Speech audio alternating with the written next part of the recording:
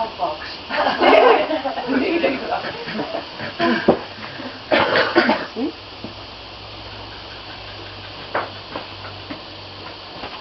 There's no doubting that all of us can testify to the fact that the spiritual journey is one of purification.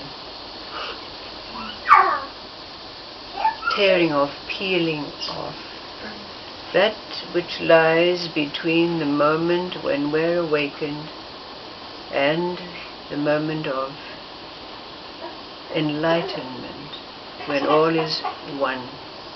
We've had to let go of our karmic accretions, adhered to the very cells of our body.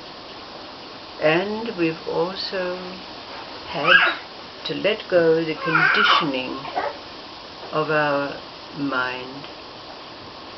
But that which lies between enlightenment, that living of oneness and knowing of oneness, and realization, or more accurately, annihilation, it's one of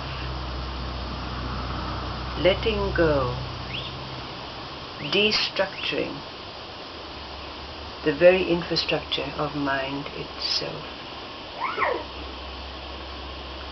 In the end, we have that saying that was so often repeated by Divine Mother: no mind is God's mind, whatever that means.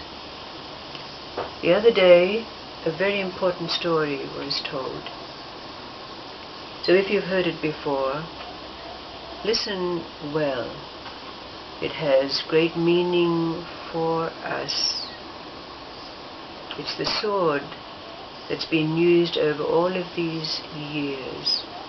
All of the stories that have been told are not for the purpose of edification. They have and will always be for the purpose of destructuring, from taking away the very foundations of what it was that was now the building blocks of mind. Where are you in this destructuring? The story was about a young man who was born in a China of long ago. He was born into a very wealthy family, and when his family died, he was left with a huge legacy. But he was quite dissolute, a ne'er-do-well in fact. So all of the money and wealth that was bequeathed to him by his family, he wasted. He spent it on women and drinking and entertaining his friends, until he was finally left walking the streets with hardly a rag to cover himself and no food in his belly. His name was Chuang-Lou. Now one day Chuang-Lou was walking down the street, muttering to himself about how his family didn't care about him, how they thought he was a wastrel and they wouldn't help him in any way at all, when he bumped into an old man, a wizened old man, walking on his staff. The old man patted him and said, "What is it troubling you, my son?" And Chuang-Lou gave him the whole litany of how his family didn't care for him, how they didn't help him, and he was left in this state. And the old man said to him, "Well, how much money do you think you need to survive?" And Chuang-Lou thought to himself, and he said, "Well, about 50,000 taels."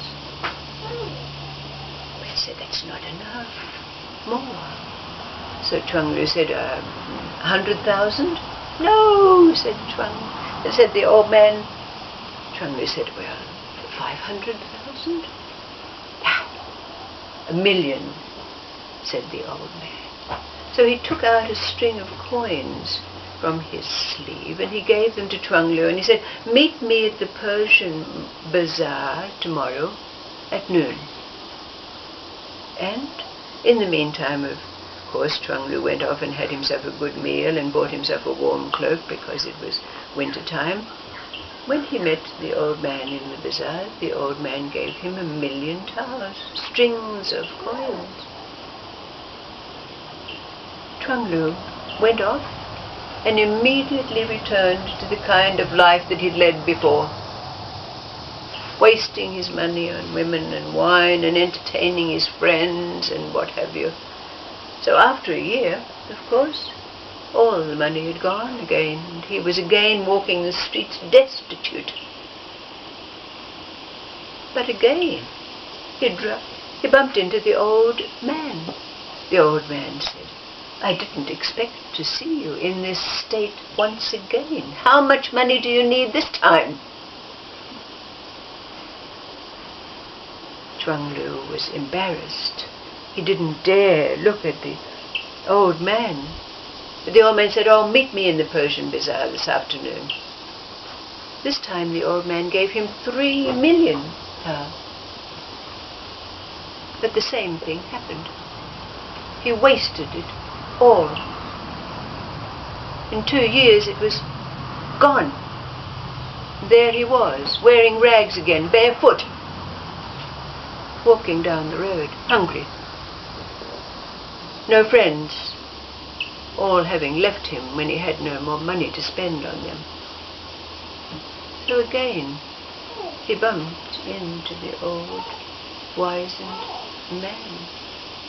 But this time he could hardly bear to even confront him. He was so ashamed of himself. The old man said, "Meet me in the bazaar."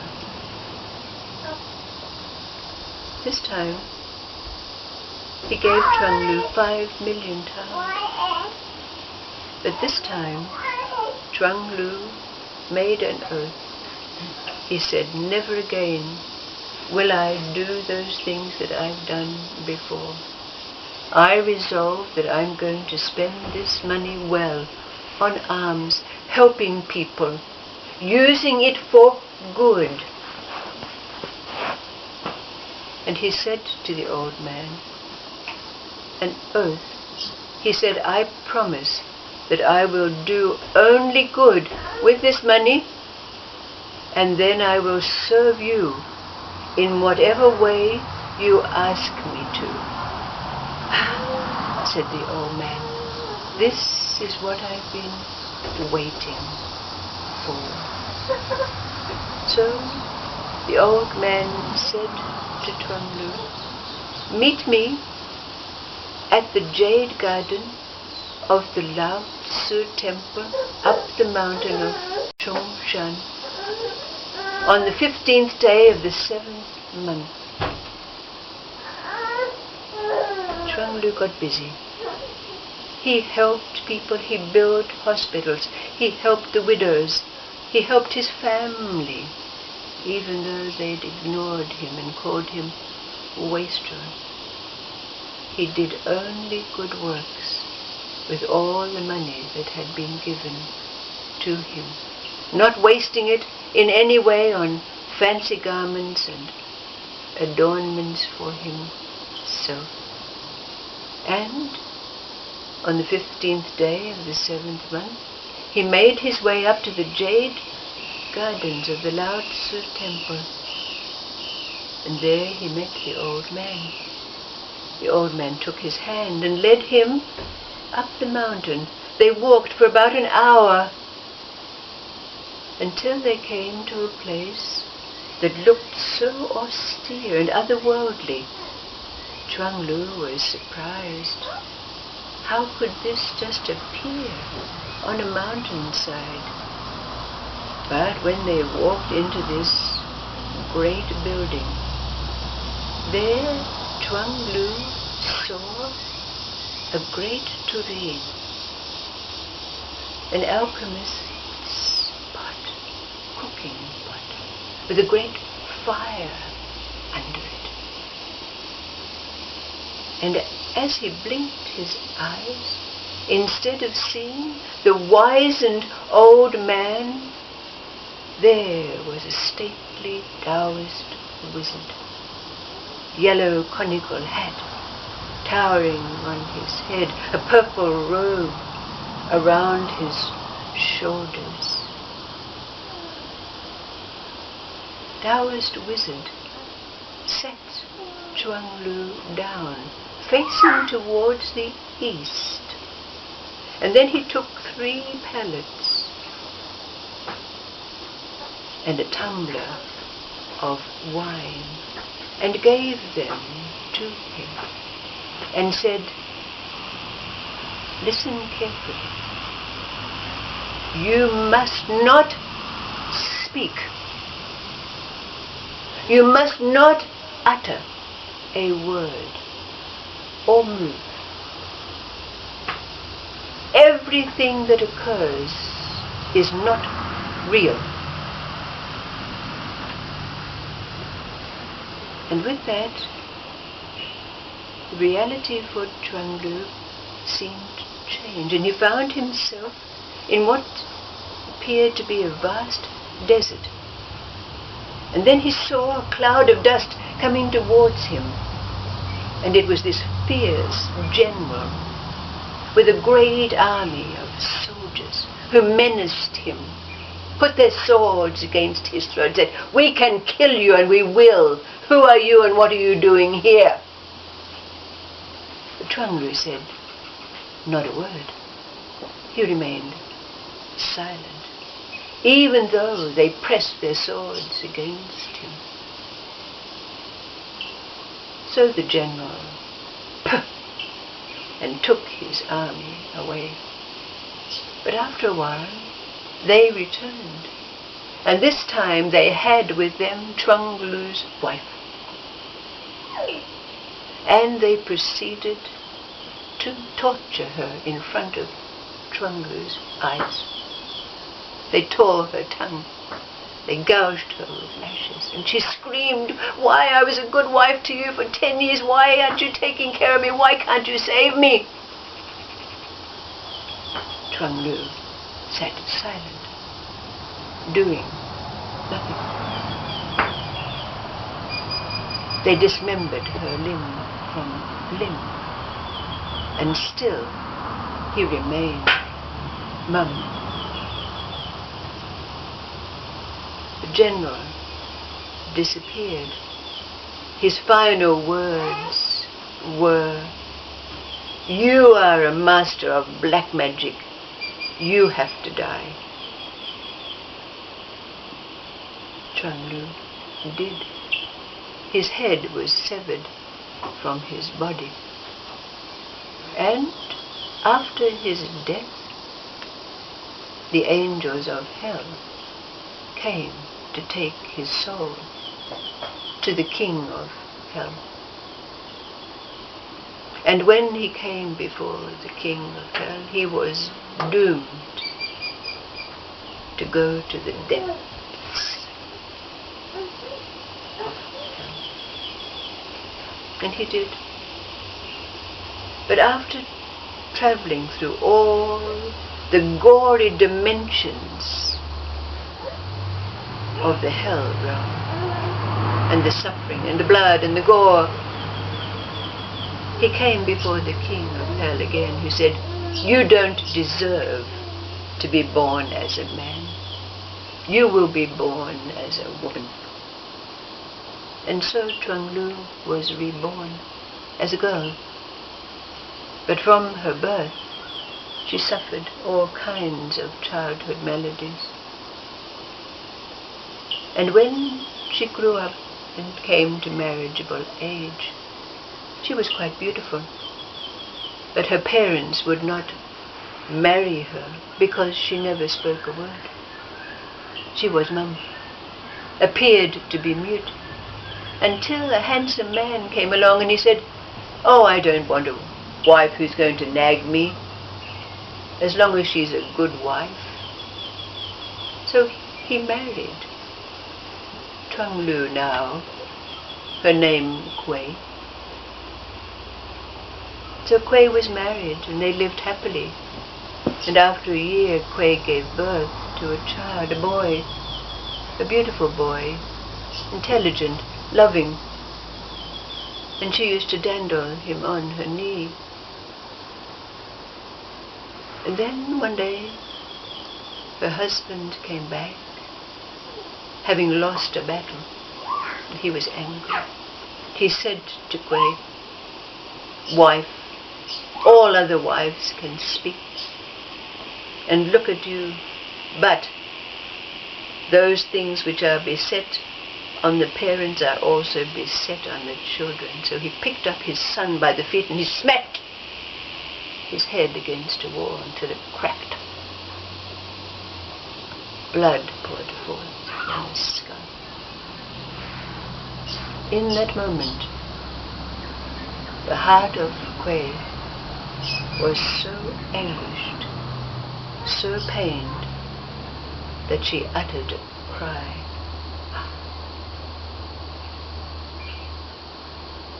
In that instant,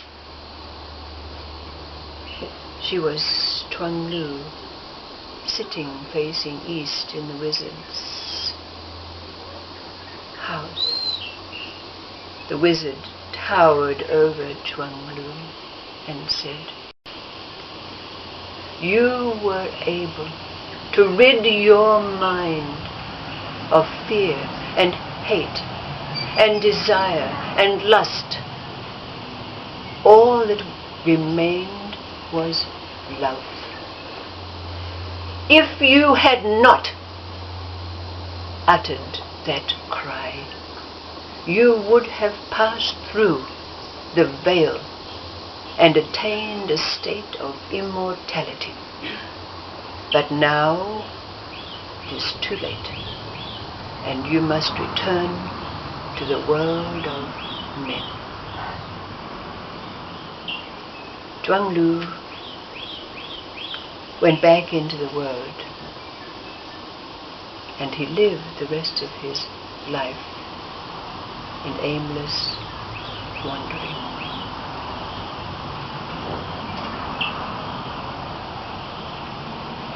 What does this story say for us?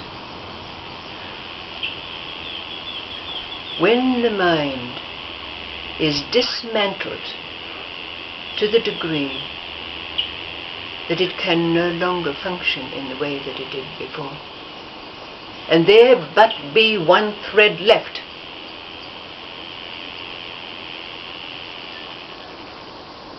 you cannot go back to what you were before.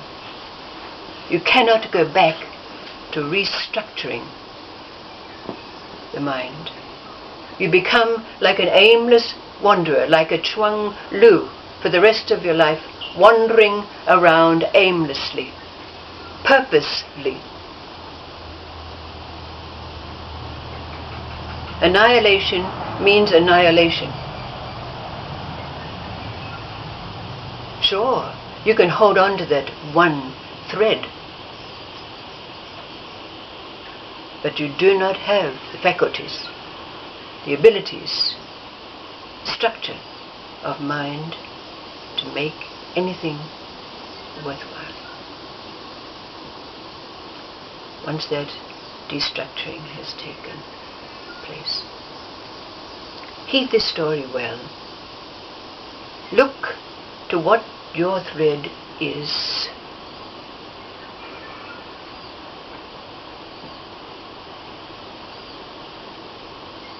Let it go. Our journey is one of annihilation, total annihilation. No mind is God's mind. Not 95%, 97%. That means complete annihilation of mind as we know it. So whatever that thread is that you're holding on to, love, it's a big one.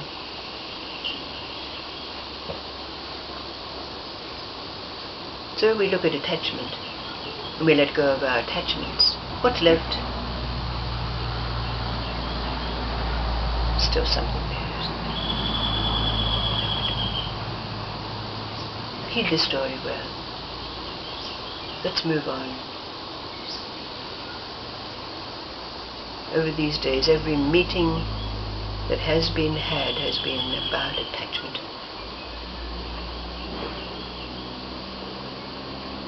Let this sword do its work. Don't utter a cry when the last foundation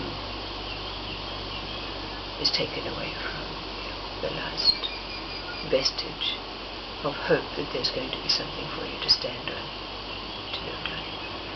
You don't have the wherewithal.